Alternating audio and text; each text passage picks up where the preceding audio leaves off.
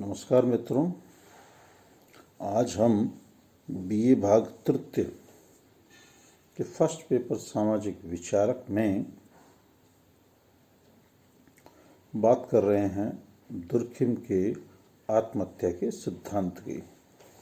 मैंने मेरे पिछली वीडियोस में आपको आत्महत्या के बारे में स्पष्ट करते हुए आत्महत्या क्या है, समाजशास्त्र इसका अर्थ क्या है, दुर्खिम आत्महत्या का अध्ययन क्यों करते हैं, दुर्खिम आत्महत्या के अध्ययन से यह तथ्य किस प्रकार से स्थापित करते हैं कि आत्महत्या एक सामाजिक तथ्य है, और आत्महत्या के प्रकारों के ऊपर हम बात कर रहे हैं। और वहाँ हमने 3 प्रकारों में से जो पहला प्रकार है अहमवादी आत्महत्या, इगोइस्ट सुसाइड, उसको हमने समझा, पढ़ा। आज हम आत्महत्या का दूसरा और महत्वपूर्ण प्रकार है परार्थवादी आत्महत्या, अल्ट्रुइस्ट सुसाइड। परार्थवादी आत्महत्या को स्पष्ट करते हुए दुर्खिम कहते हैं कि यह अहमवादी आत्महत्या के ठीक विपरीत प्रकार की आत्महत्या है। जब किसी समाज में इतना अधिक एकीकरण पाया जाता हो कि वहाँ व्यक्ति का महत्व ही समाप्त हो जाता है और व्यक्ति की हर क्रिया को निर्देशक समाज हो, व्यक्तिगत रुचि और विचारों को भुलाकर उसके स्थान पर सामूहिक रुचि और विचार को महत्व दिया जाता है, तो ऐसी स्थिति में की जाने वाली आत्महत्या को दुर्खिम परार्थवादी आत्महत्या कहते हैं। Professor OP. वर्मा ने परार्थवादी आत्महत्या का अर्थ स्पष्ट करने की दृष्टि से लिखा कि जब सामाजिक एकीकरण इतना अधिक मजबूत होता है कि मनुष्य के अपने व्यक्तित्व का कोई मूल्य ही नहीं रहता, तब उसे अपने अंदर आत्महत्या का सामना करने की शक्ति का कम अनुभव होता है। केवल समाज ही उसकी प्रत्येक क्रिया का निर्देशक होता है और वह यंत्र की भांति अपने व्यक्तिगत हित, रुचि या विचारों के प्रति पूर्णतः अचेतन होकर सामूहिक विचार और सामूहिक रुचि तथा सामूहिक हित का अनुकरण करता है। इस अभाव में जो आत्महत्याएं की जाती है उन्हें दुर्खिम ने परार्थवादी आत्महत्या का नाम दिया है, क्योंकि इसके लिए आत्महत्या करने वाले का व्यक्तिगत स्वार्थ, व्यक्तिगत निराशा या व्यक्तिगत उद्देश्य उत्तरदायी नहीं है। परार्थवादी आत्महत्या में व्यक्तिगत हित सामूहिक हित में पूर्णतः विलीन हो जाते हैं। व्यक्ति और समाज के मध्य की दूरी समाप्त हो जाती है। समूह के हितों के सामने व्यक्ति का कोई महत्व नहीं होता। अन्य शब्दों में समाज व्यक्ति के व्यक्तित्व को निगल जाता है। ऐसी स्थिति में व्यक्ति के मन में समूह के प्रति अगाध श्रद्धा होती है और व्यक्ति हंसते हंसते समाज के लिए बलिदान कर देने की भावना से प्रेरित होकर आत्महत्या कर लेता है। दुर्खिम ने परार्थवादी आत्महत्या के अनेक उदाहरण दिए हैं। डेनमार्क के सैनिक वृद्धावस्था अथवा रोग के कारण चारपाई पे मरना अपमान समझते हैं, इसलिए विजिगोथ की क्षेत्रीय सीमा पर स्थित पूर्वजों की चट्टान से कूदकर आत्महत्या कर लेते थे। ऐसी ही स्थिति स्पेन और हरूली में भी पाई जाती थी। भारत में कुछ सन्यासी प्राणायाम द्वारा समाधिस्थ होकर आत्महत्या कर लेते थे। सती प्रथा, जोहर आदि भी इसी प्रकार की आत्महत्याएं है। बौद्ध धर्म में निर्वाण की प्राप्ति के लिए आत्मदाह अथवा आत्मनाश को स्वीकृति दी गई है। जैन धर्म में भूखे रहकर आत्महत्या की जाती है। बनारस के गंगा घाट पर मुक्ति पाने के लिए करवट लेना अथवा गंगा के पानी में कूद पड़ना तथा जापान की हराकरी प्रथा आदि परार्थवादी आत्महत्या के अंतर्गत आते हैं।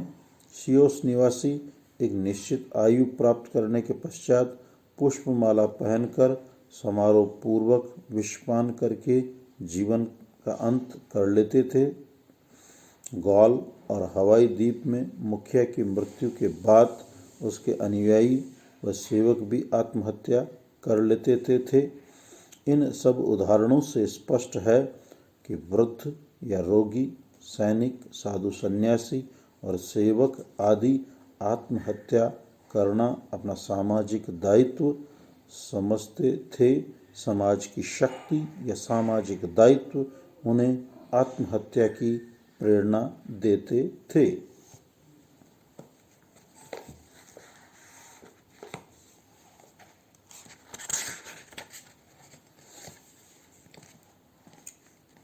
यदि हम अहमवादी और परार्थवादी आत्महत्या में अंतर करें तो हम देखेंगे कि अहमवादी आत्महत्या में समाज व्यक्ति को आत्महत्या करने के लिए बाध्य ही नहीं करता, वरन समाज से अलगाव व्यक्ति को इतना निराशा और उदासीन बना देता है कि उसके सामने मरने के अतिरिक्त और कोई विकल्प नहीं रहता।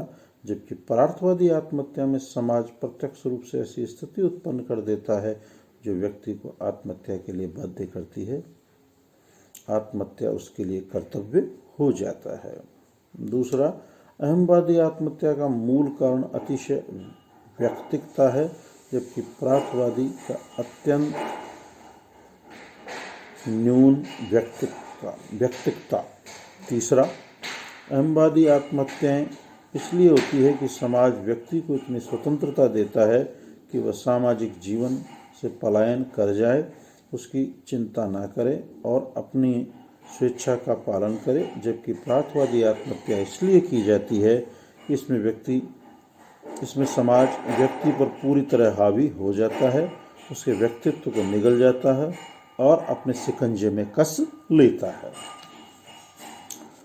अगली महत्वपूर्ण अंतर है, अहमवादी आत्महत्या में व्यक्ति इसलिए दुखी होता है कि उसे अपने स्वयं के अलावा संसार में और कोई सत्य दिखाई नहीं देता। जबकि परार्थवादी आत्महत्या में व्यक्ति इसलिए दुखी होता है कि उसे अपने व्यक्तित्व में कुछ भी सत्य दिखाई नहीं देता, समाज ही सच होता है। नेक्स्ट अंतर है, अहमवादी आत्महत्या में व्यक्ति की व्याकुलता में असाध्य मानसिक बोझ व उत्साहहीनता होती है। व्यक्ति की क्रियाशीलता पर पूर्ण विराम लग जाता है, जबकि परार्थवादी में आशा की किरणें निहित होती है।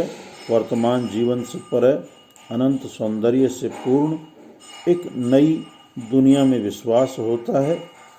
इस जीवन की लीला को समाप्त कर सत्यम, शिवम और सुंदरम की परिधि में प्रवेश की लालसा होती है। और अंतिम अंतर है कि अहमवादी आत्महत्या का संबंध नैतिक क्षीणता और नैतिक अभाव से है, जबकि परार्थवादी आत्महत्या का संबंध नैतिक चेतना की शक्ति, सामाजिक भागीदारी, अव्यक्तिकता, त्याग और समर्पण की भावना से अधिक होता है।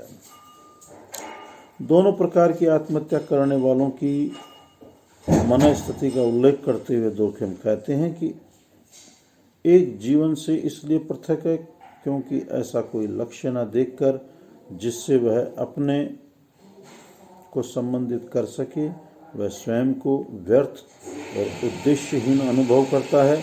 दूसरा इसलिए क्योंकि उसके सामने लक्ष्य होता है किंतु वह इस जीवन से परे कहीं होता है, जिसे पाने के लिए यह जीवन उसे बाधक दिखाई देता है। ये हमने बात की अहमवादी और परार्थवादी आत्महत्या की। अब कल हम बात करेंगे आत्महत्या का तीसरा और महत्वपूर्ण प्रकार है विसंगत आत्महत्या।